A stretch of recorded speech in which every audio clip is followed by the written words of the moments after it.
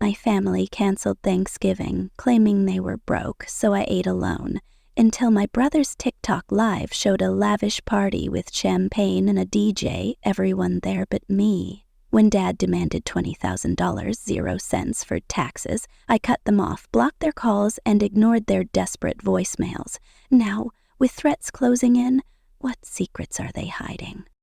The rain was relentless, hammering my windshield like 1,000 tiny fists as I gripped the steering wheel, my knuckles white against the leather. The coastal highway stretched dark and desolate before me, a ribbon of asphalt snaking along the cliffs outside Seattle, the kind of road that felt like it could swallow you whole if you blinked too long. My headlights sliced through the storm, but the world beyond was a blur of gray and shadow. I was alone, 100 miles from home, with a trunk full of Thanksgiving gifts, $3,000, 0 cents worth of carefully wrapped packages meant to stitch my fractured family back together. But something was wrong. Something had been wrong for weeks, maybe years, and it was clawing at the edges of my mind like the wind howling against my car. My name is Claire Donovan, and at 35 I'd built a life most people would envy. A loft in Seattle's Belltown, a Stanford degree earned through blood and sweat, a $1,200,000 0 cents settlement from blowing the whistle on a tech giant's data breach. But tonight, November 23, 2025, I wasn't the fearless corporate crusader the headlines painted me as. I was just a daughter, a sister, driving through a storm to prove I still belonged to a family that had been bleeding me dry for a decade. And I was about to learn the cost of that loyalty in a way I'd never imagined. The first jolt came out of nowhere, a bone-rattling thud as something slammed into my rear bumper. My car lurched forward, tires screeching as I fought to keep it on the road. "What the hell?" I gasped, glancing into the rearview mirror. High beams blinded me, a black SUV looming too close, its grille a predatory snarl. My pulse spiked. This wasn't a drunk driver or a distracted commuter. The SUV surged again, clipping my bumper with surgical precision. The impact sent my car skidding toward the cliff's edge, where the guardrail was nothing but a flimsy suggestion against a 200-foot drop to the Pacific. I slammed the accelerator, my heart pounding in my throat.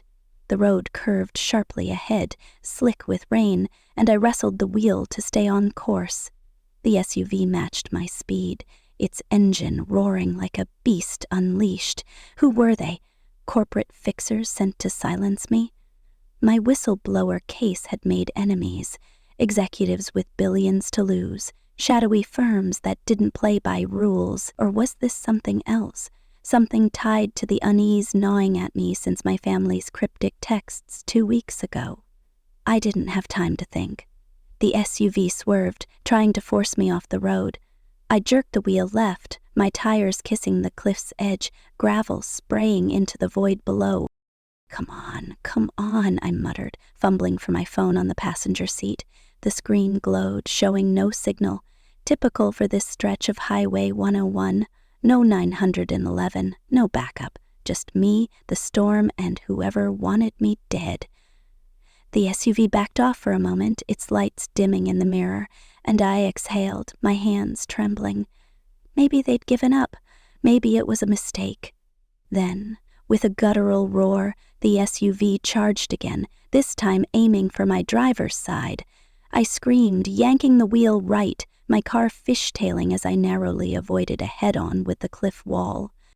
That's when I saw it. A turnout up ahead, a narrow gravel patch barely wide enough for a car. It was my only shot. I floored the gas, the engine whining in protest, and at the last second I cut the wheel hard, skidding into the turnout. The SUV shot past, its brakes screeching as it tried to stop. I didn't wait to see what happened next. I threw my car into reverse, peeled back onto the highway, and sped toward the nearest exit, my breath coming in ragged gasps. The SUV's lights didn't reappear in my mirror, but I didn't slow down until I hit a gas station 20 miles later, its neon sign a beacon in the dark. I pulled into the lot, my hands still shaking as I killed the engine. The rain had eased to a drizzle, but my heart was a jackhammer. I checked my rearview mirror again. Nothing but empty road. My phone buzzed, finally catching a signal, and I grabbed it, half expecting a threatening message. Instead, it was a notification from TikTok. Ethan_Donovan 22 is live. My younger brother, the self-proclaimed influencer who'd burned through $50,000, 0 cents of my money on drone shots and Gucci sneakers, was streaming at 11 p.m. on Thanksgiving Eve, when he was supposed to be working an extra shift to pay rent. I tapped the notification, my curiosity overriding the adrenaline still coursing through me. The video buffered, then Ethan's grinning face filled the screen, his hair gelled to perfection, a champagne flute in hand. "Yo, what's good, fam? We're throwing the dopest Thanksgiving party ever," he shouted, panning the camera around. My breath caught. It wasn't his dingy Portland apartment or some club.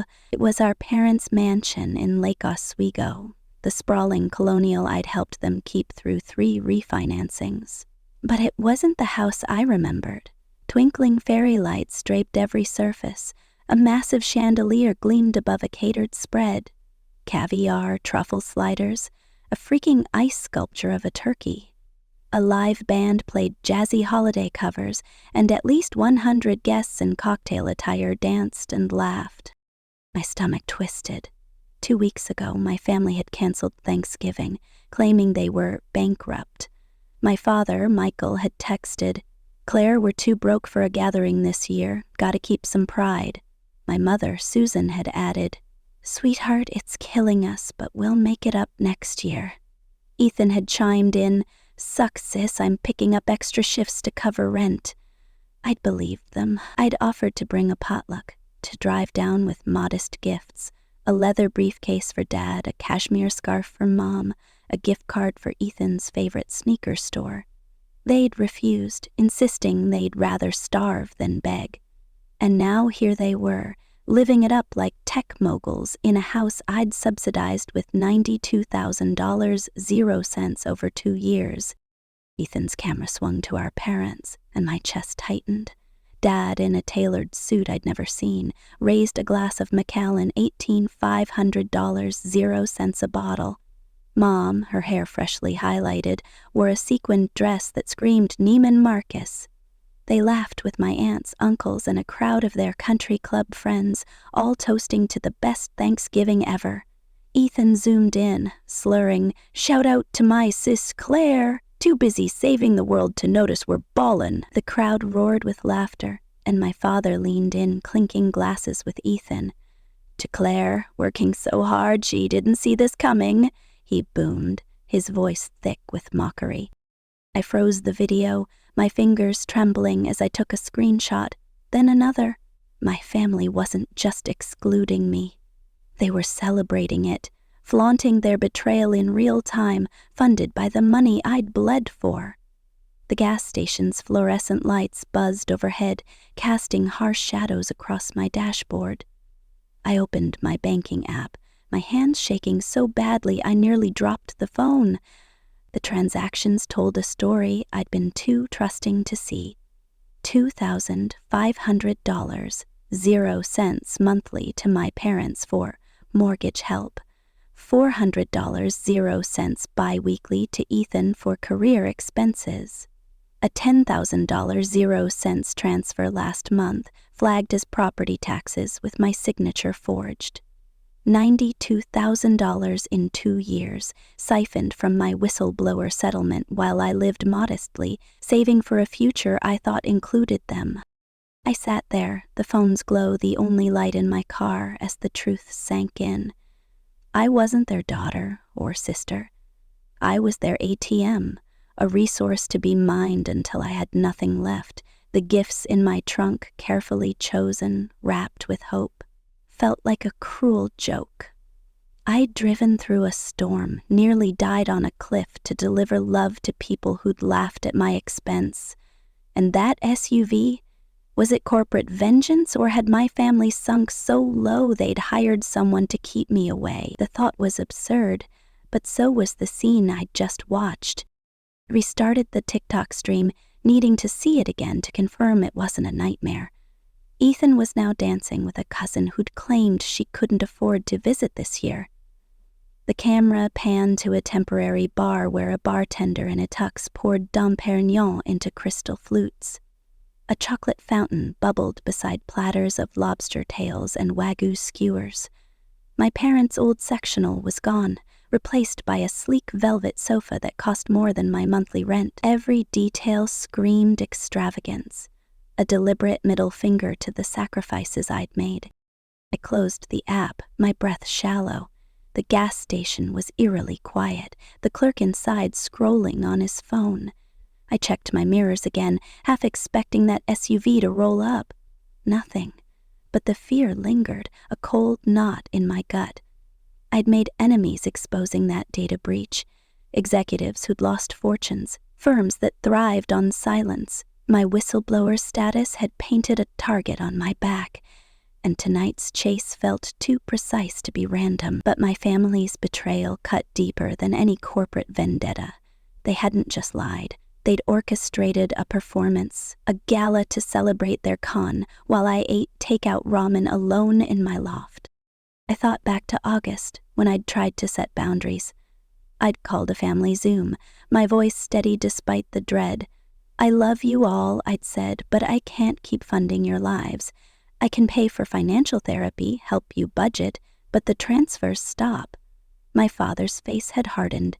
"Ungrateful," he'd spat, "after everything we've done for you." My mother had teared up, her voice trembling. "Claire, we raised you. Family shares." Ethan had rolled his eyes, posting a cryptic TikTok hours later. "When your sister forgets where she came from."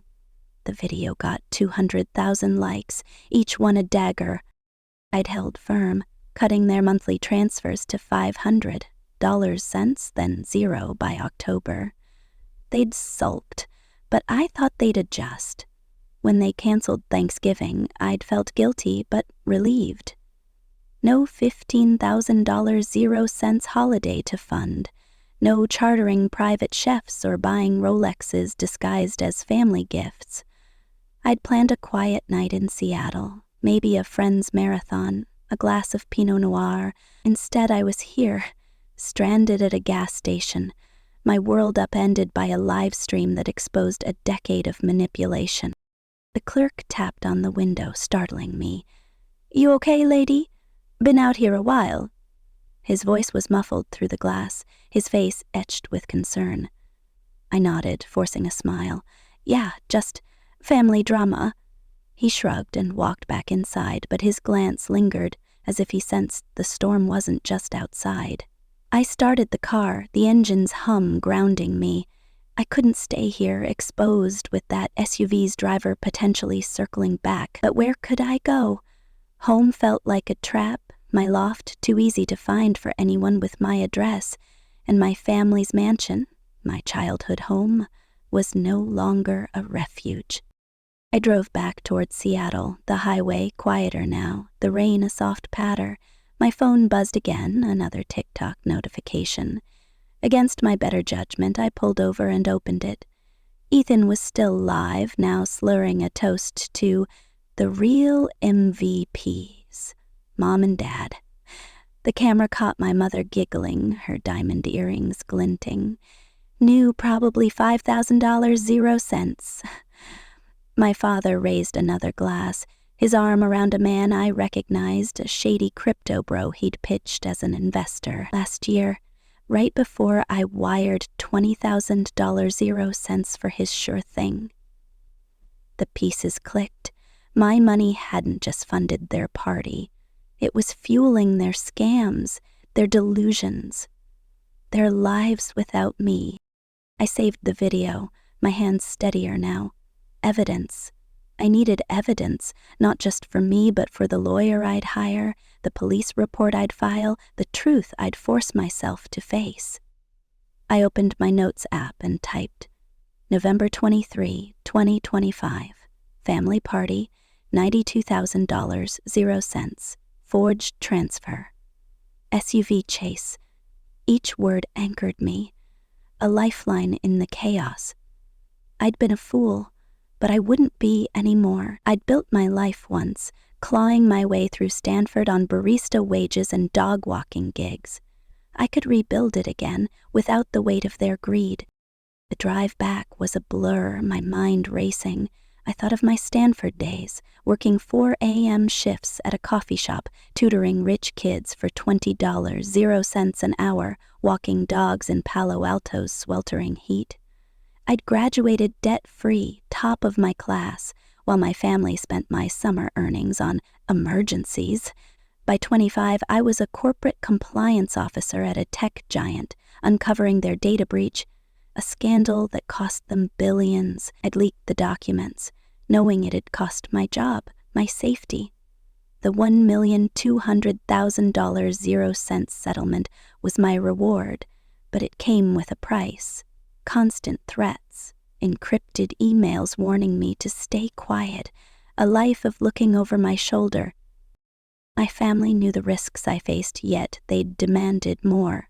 Rent, medical bills, Ethan's production costs for vlogs that barely broke 1,000 views. I'd complied, thinking it was love, duty, family. I'd bought their mansion's third refinancing, paid Ethan's $50,000 0 cents credit card debt, funded their holidays with private jets and Michelin star dinners, all while I lived in a modest loft, drove a used Audi, saved for a future I'd never dared dream for myself, and they'd laughed, clinking glasses to my ignorance. I reached Seattle just after 1 a.m., the city's skyline glittering through the drizzle. My loft was on the 12th floor, a sanctuary I'd curated with thrift store art and IKEA shelves. But tonight, it felt exposed, its floor-to-ceiling windows a stage for anyone watching. I parked in the garage, scanning for that SUV, my keys clutched like a weapon. The elevator ride was agonizing, each ding amplifying my paranoia. When the doors opened, I half expected an ambush, just an empty hallway, the hum of a neighbor's TV. Inside, I locked the door, slid the chain, and sank onto my couch, the gifts still in my car, forgotten. My phone vibrated. Another email from my father sent at 12:47. AMEM. Claire, need $20,000 0 cents for property taxes urgent. Wire by tomorrow. Love, Dad. No mention of the party, my absence, the holiday. Just a demand, as if I were a bank, not a person. I laughed, a bitter sound that echoed in the dark. Love, Dad. The audacity burned. I opened my laptop, pulling up my bank accounts. The $10,000 0 cents forged transfer glared at me, a violation I hadn't noticed in my trust. I froze the account, changed passwords, set fraud alerts. Then I emailed my lawyer, a bulldog named Carla who'd handled my whistleblower case. Emergency, family financial fraud, need meeting ASAP. I attached screenshots, videos, transaction records. Carla would know what to do. Restraining orders, lawsuits, whatever it took to sever their access. Sleep was impossible. I paced my loft, the city's lights mocking my solitude. I thought of Thanksgiving Eve last year, when I'd spent $15,000, 0 cents on a private chef, a rented yacht, gifts for 20 relatives. My parents had toasted me as our rock. Ethan had posted a gushing TikTok. Big sis always comes through. Lies, all of it. How many other holidays had been scams? My birthday, when they'd forgotten to call. Easter, when they'd claimed a quiet dinner. The pattern was clear. A tapestry of deception I'd funded blindly. 3 a.m. I made coffee, the ritual grounding me. I stood at my window, watching ferries glide across Puget Sound, their lights steady in the dark. I was alone but not helpless. I'd survived Stanford's grind, corporate betrayal, death threats from faceless enemies. I could survive this. But the SUV chase gnawed at me. Was it tied to my family?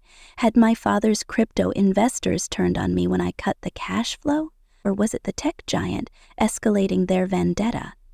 The questions piled up, each one a hook sinking deeper. By dawn, Thanksgiving Day, I'd made a decision. I wouldn't confront my family, not yet. I'd build a case, protect my assets, and cut them off surgically.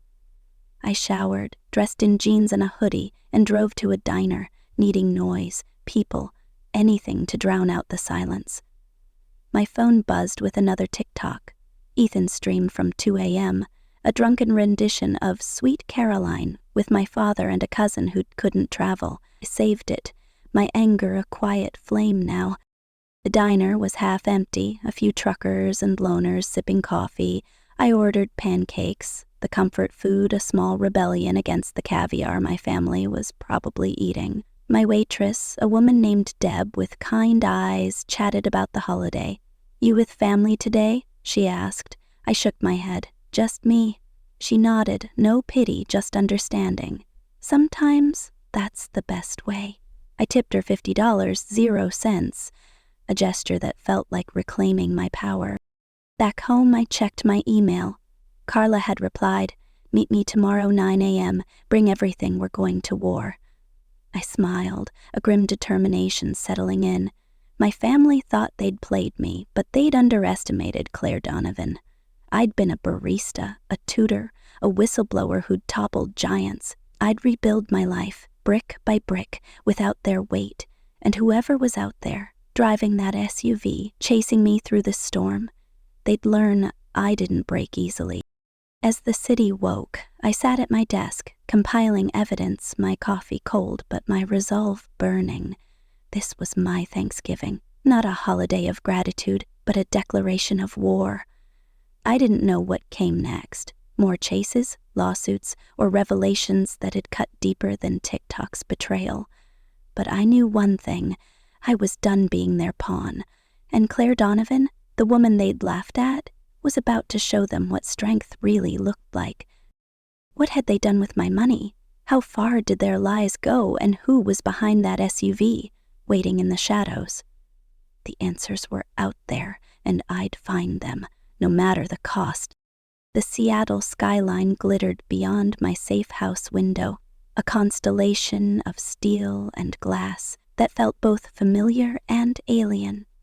It was November 27th, 2025, 4 days after my world imploded on that rain-slicked coastal highway, where an unmarked SUV nearly sent me plummeting to my death. For days since I'd watched my family, my father Michael, my mother Susan, my brother Ethan, mocked me on a TikTok live stream, their lavish Thanksgiving gala funded by the $92,000 0 cents I'd bled for them over 2 years. I'd cut them off, blocked their numbers, frozen my accounts, and hired a cybersecurity expert named Vikram to fortify my digital life. But the war was just beginning, and the battlefield was shifting beneath my feet. I stood in the Safe House, a nondescript studio in Capitol Hill, rented under an alias through my lawyer, Carla. The bare walls and IKEA bed screamed temporary, a far cry from my Belltown loft with its curated art and Puget Sound views. My laptop hummed on the folding table, its screen glowing with evidence, screenshots of Ethan's live stream, bank statements showing forged transfers, Carla's email outlining restraining orders against my family. Vikram had installed encryption software, warning me that my whistleblower status made me a target not just for corporate fixers, but for anyone my family might have roped into their schemes. "Your brother's TikTok has 1.2 million followers," he'd said, his voice clipped. "One wrong post, and your location's blown." I sipped cold coffee, my eyes burning from sleepless nights. The SUV chase haunted me, its high beams, the screech of tires, the cliff's edge yawning below. Was it tied to the tech giant I'd exposed, a $50 billion 0 cents behemoth whose data breach I'd leaked?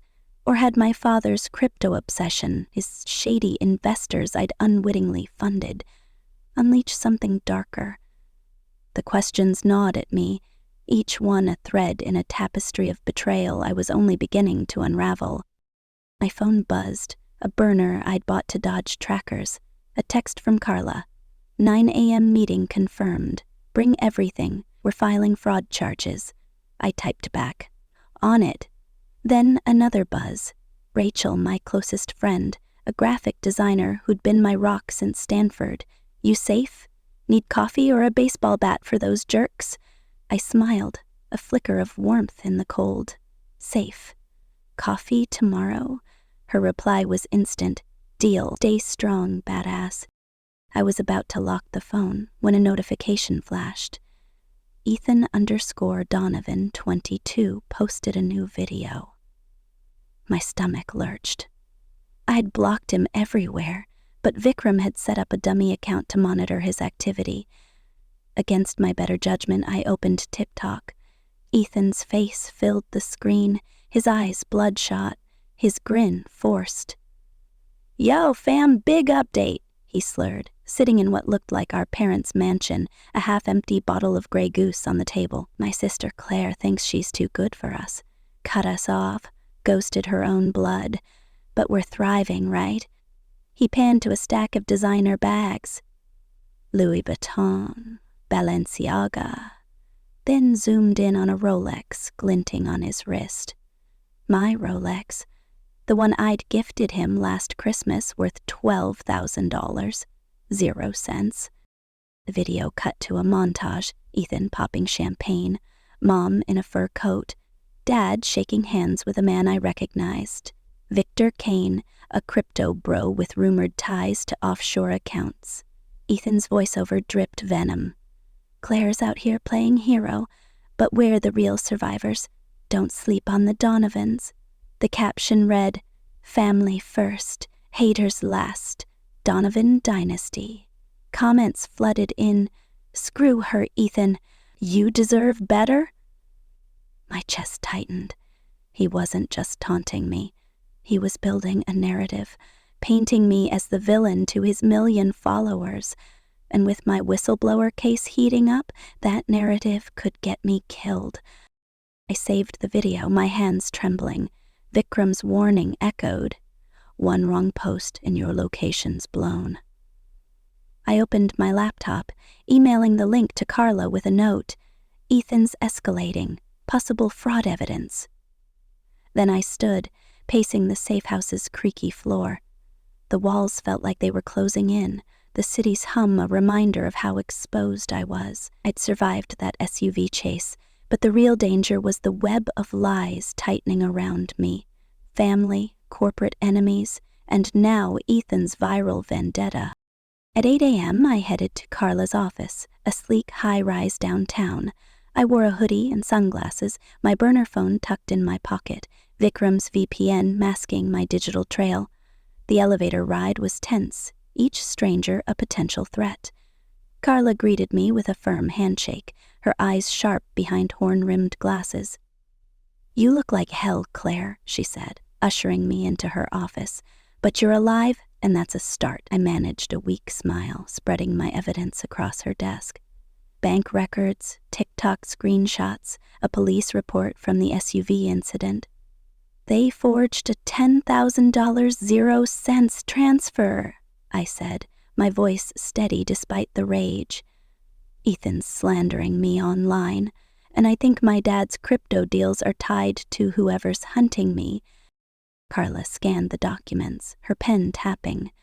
This is fraud, plain and simple. Forgery, financial exploitation, maybe conspiracy if we tie Michael to those crypto guys. We'll file charges and get restraining orders by tomorrow. She paused, meeting my gaze. But Claire, Ethan's TikTok stunt is a problem. His followers are doxing you. Your old address is already circulating. You need to stay off the grid. My stomach dropped. Doxing. I'd faced corporate threats, but random internet mobs were a new beast. What about my whistleblower case? I asked. It's going public next week. Carla's expression darkened. That's why we're moving fast. Your family's drama could tip off your corporate enemies. Stay in the safe house. No slip-ups. I left her office, the city's bustle a blur. My burner buzzed. Rachel again. Coffee at 10? That dive on Pike? I needed normalcy, a moment to breathe. "See you there?" I texted, heading to the coffee shop, a gritty spot with mismatched chairs and anarchist posters. Rachel was already there, her purple hair a beacon in the gloom. She hugged me tight, her warmth grounding. "You're a freaking warrior," she said, sliding me a latte, "but you look like you're carrying the world. Spill." I told her everything. The SUV, Ethan's video, the forged transfer. Her eyes widened. "Your family's scum, Claire. But that chase? That's not just family drama." "You're in deep." Mid-sentence, my laptop. Opened to check Vikram's security logs. Froze. A red warning flashed. Unauthorized access detected. My heart stopped. I slammed the lid shut, scanning the shop. A guy in a black cap at the corner table glanced away too quickly, his fingers flying over a keyboard. "Rachel," I whispered, "we need to go, now." She didn't hesitate, grabbing her bag. We slipped out the back, my pulse racing as I heard footsteps behind us. The alley was narrow, slick with rain, and I broke into a run, Rachel matching my pace. A drone buzzed overhead, its red light locking onto us. "Corporate fixers," I gasped, ducking under a fire escape. The drone veered, crashing into a dumpster, but the footsteps. We darted through Pike Place Market, weaving past fishmongers and tourists, the crowd swallowing us. My burner buzzed. "Vikram, your laptop was hacked, location leaked. Get to safe house now." I cursed, tossing the laptop into a trash can, its data already compromised. Rachel pulled me into a bookstore, her face pale. "Claire, this isn't just your family. You're a target."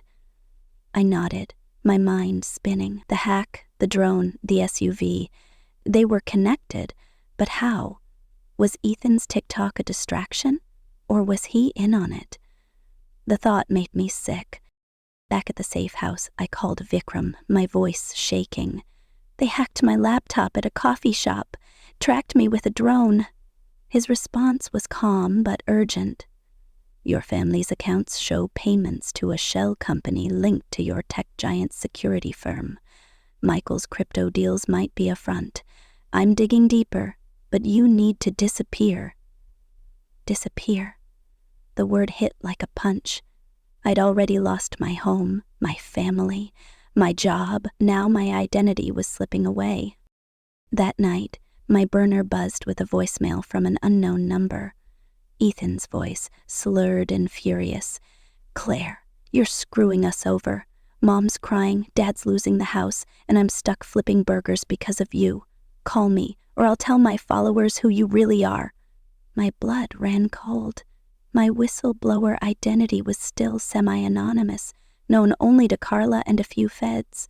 If Ethan exposed me, every hacker, fixer, and fanatic would have my name. I saved the voicemail, forwarding it to Carla. Then I blocked the number, my hands steady but my heart fracturing. The next day, I met Dr. Patel, my therapist, via a secure video call. Her warm eyes grounded me even through the screen. "Claire, what your family's doing is financial abuse," she said, her voice firm. "They've conditioned you to feel responsible for their choices. But their foreclosure, Ethan's failures, those aren't your burden." I nodded, tears burning. "I feel guilty," I admitted, "like I'm abandoning them." Dr. Patel leaned closer. "You're not abandoning them. You're choosing yourself. That's survival, not betrayal." Her words were a lifeline, but the guilt lingered, a shadow I couldn't shake. At noon, disaster struck. Ethan showed up at my old consulting firm, live streaming to his followers. "This is where my traitor sister works," he shouted, storming the lobby, his phone capturing security guards tackling him. By 1 p.m., the video had 500,000 views, my firm's name trending. My boss, Greg, called, his voice strained. "Claire, I'm sorry, but clients are pulling out. You're on leave until this dies down." I stared at the safe house's bare walls, my career crumbling. I'd fought for that gig, a lifeline after my whistleblower fallout. Now Ethan's tantrum had torched it. Pressure mounted. That evening I checked my old address was trending, leaked by Ethan's followers. Claire Donovan's hiding at 231 Belltown Ave. One post read with 10,000 retweets. My loft was compromised, my safe house my only refuge. Vikram rerouted my internet through a dozen proxies, but the damage was done. I packed a go bag, cash, burner phones, fake ID. My life reduced to a backpack. The world knew my face. My whistleblower case splashed across tabloids. Tech traitor or hero, Claire Donovan's secret life. Every headline was a noose tightening. Carla called with worse news. "Your parents are countersuing," she said, her voice grim. "They claim you owe them $200,000, 0 cents for raising you." "It's nonsense, but it'll drag things out." I laughed, a hollow sound. "They're suing me for being their daughter?" Carla sighed. "It's a tactic to guilt you into settling. We'll countersue for fraud, but brace yourself." I hung up, my head spinning. My family wasn't just greedy.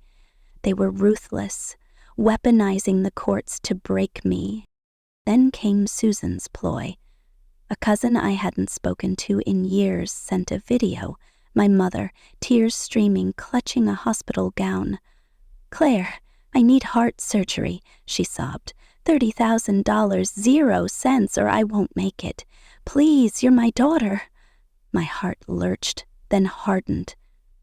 I called a private investigator who confirmed Susan was healthy, the video staged at a friend's clinic. The betrayal cut deeper than Ethan's videos, a knife twisted by the woman who'd raised me. I saved the video, my evidence pile growing, each file a brick in the wall I was building. Danger struck again at 2 a.m. I woke to glass shattering, the safe house's window exploding inward. 2 figures in black masks stormed in, one wielding a flashlight, the other a silenced pistol. "Where's the drive?" the gunman hissed, his voice muffled. My whistleblow files. "Encrypted on a USB I'd hidden." "We're their target." I dove behind the bed, my kickboxing training kicking in. I grabbed a lamp, swinging it at the flashlight guy, cracking his skull. The gunman fired, the bullet grazing my arm, blood hot against my skin. I tackled him, adrenaline surging, and slammed his wrist against the floor until the gun skidded away. They fled, tires screeching outside, leaving me shaking, blood dripping onto the carpet. I bandaged my arm, called Vikram, and fled to a new safe house, a motel in Tacoma, cash only. The drive was safe, hidden in a locker at a gym, but the break-in confirmed my fears. My corporate enemies were closing in, and my family's drama was a perfect smokescreen. Vikram's report arrived at dawn. Michael had received $50,000, 0 cents, from a shell company tied to my tech giant's security firm, disguised as a crypto. Was my father a pawn or a player? The line blurred, each revelation a gut punch. Amid the chaos, I leaned on my chosen family. Rachel met me at a Tacoma diner, her eyes fierce. "You're not alone, Claire. We're your squad now." Leo, a barista from the coffee shop, joined us, his quiet humor a balm. "Family's overrated," he said, sliding me a coffee. "You've got us." Rachel, who'd cut off her own toxic parents years ago, shared her story. "Peace comes when you let go," she said. "It hurts, but it's freedom." Their words anchored me, a reminder I wasn't just surviving. I was rebuilding. Dr. Patel's next session was a breakthrough. I enabled them, I admitted, my voice cracking. "I thought money would buy their love." She nodded, her gaze steady. "You were a child, conditioned to fix their messes, but you're rewriting that story now. What do you want it to say?" I paused, the answer clear. "That I'm enough, without a price tag." She smiled. "That's your truth. Hold it tight." I left the call lighter, my guilt softening into resolve. I rebuilt my life in fragments. I joined a kickboxing gym, each punch a release of rage. I bought a small painting from a Tacoma artist, a stormy sea, mirroring my chaos but hinting at calm beyond. I donated $5,000, 0 cents, to a fraud victim charity, turning my pain into purpose. But pressure kept mounting. Ethan posted my safe house's street on TikTok, a blurry photo captioned, "Found her." Paparazzi camped outside, their cameras flashing like gunfire. I moved again, to a cabin in the Olympic Peninsula. Its isolation, both refuge and prison. In March, the final confrontation came. I was at a deposition for my whistleblower case, testifying against the tech giant's execs. Michael ambushed me outside the courthouse, his suit frayed, his eyes desperate. "Claire, we're losing everything," he pleaded. $100,000, 0 cents, or I'm going to jail for fraud. You owe us. His words were a slap, but I stood tall. "I owe you nothing," I said, my voice ice. "Here's a fraud counselor's number. Call them if you want a real relationship." I handed him a card, Dr. Patel's contact scrawled on it, and walked away as he shouted, "You're no daughter of mine." The crowd stared, cameras clicking, but I kept moving, my heart pounding but unbroken. In my car, I sobbed, the weight of his words crashing down. But as the tears dried, I felt it. Empowerment. A quiet pride in choosing self-respect over obligation. I drove to Rachel's, where she and Leo were hosting a Friendsgiving, a table piled with pizza, wine, and laughter. Leo raised a glass. "To Claire, the baddest survivor we know." Rachel grinned. "To chosen family."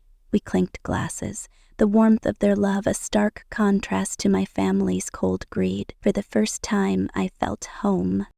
The final blow came days later. My whistleblower testimony was subpoenaed, the feds demanding I name more execs or face jail. The tech giant's lawyers circled, their threats escalating, but I wasn't alone. Carla was prepping a fraud case against my family, Vikram was tracing Michael's crypto ties, and Rachel and Leo were my anchors. I planned a solo trip to Alaska, a symbol of my freedom, but the questions lingered, hooks pulling me deeper into the mystery. Was Ethan's TikTok a reckless tantrum, or a calculated move to expose me? Did Susan's fake heart condition hide darker secrets, a socialite's facade masking complicity? Was Michael's crypto scam a front for my corporate enemies, tying my family to the SUV chase? Could my testimony topple the tech giant, or would it cost me everything? And had my family's betrayal begun years ago, their secret galas funded by my trust? The answers were out there, in the shadows of Seattle's rain-soaked streets, and I'd find them, no matter the cost. As I sat in the cabin, the Olympic Peninsula's silence wrapping around me, I realized my worth wasn't my bank account or my family's approval. It was my courage, my chosen bonds, my refusal to break. I'd lost a family, but I'd gained a truth. Love doesn't demand sacrifice. It builds you up. And Claire Donovan, the woman they'd underestimated, was just getting started.